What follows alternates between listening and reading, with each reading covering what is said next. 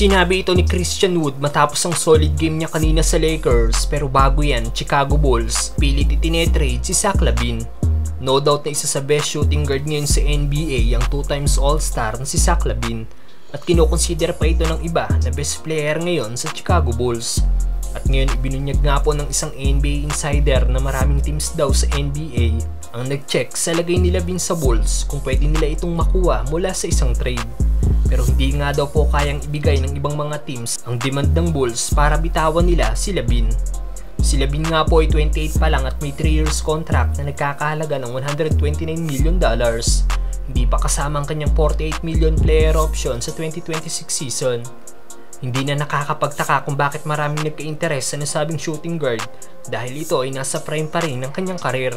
Ang problema lang ay may history na din kasi ng injury si Zach LaVine, kaya siguro takot mag-risk ng malaking halaga ang mga NBA team para makuha ang nasabing shooting guard. Samantalang Christian Wood sinabing kinakalawang pa rin ang kanyang laro despite ng kanyang 10 points at 6 rebounds.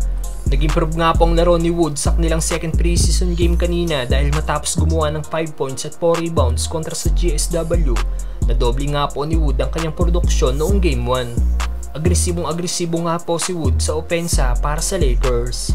May play pa nga po na dalawa na ang defender ni Wood pero hindi pa rin nila napigilan ng Lakers big man para makagawa ng isang dunk.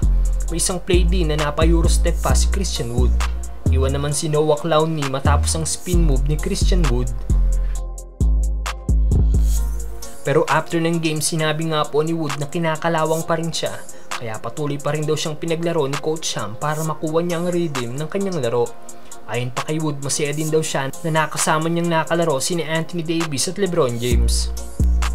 Dagdag pa ng Lakers big man, gagamitin niya daw ang natitirang preseason games nila para tuluyang mawala ang kanyang pangangalawang. Kinakalawang pa pala ng lagay niya yun si Wood, paano na lang kaya pag siya ay nasa rhythm na.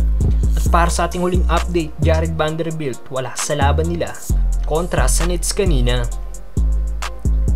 Marami nga pong Lakers fans na naghanap sa forward na si Bando dahil matapos maging present sa kanilang preseason opener laban sa GSW at gumawa ng 6 points at 7 rebounds, hindi nga po naglaro kanina ang Lakers forward.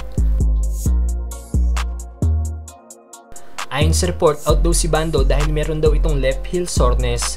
Ayon kay Coach Sham, last week pa raw nakuha ni Bando ang injuring ito. Minimake sure lang nilang healthy na ito sa pagsisimula ng regular season.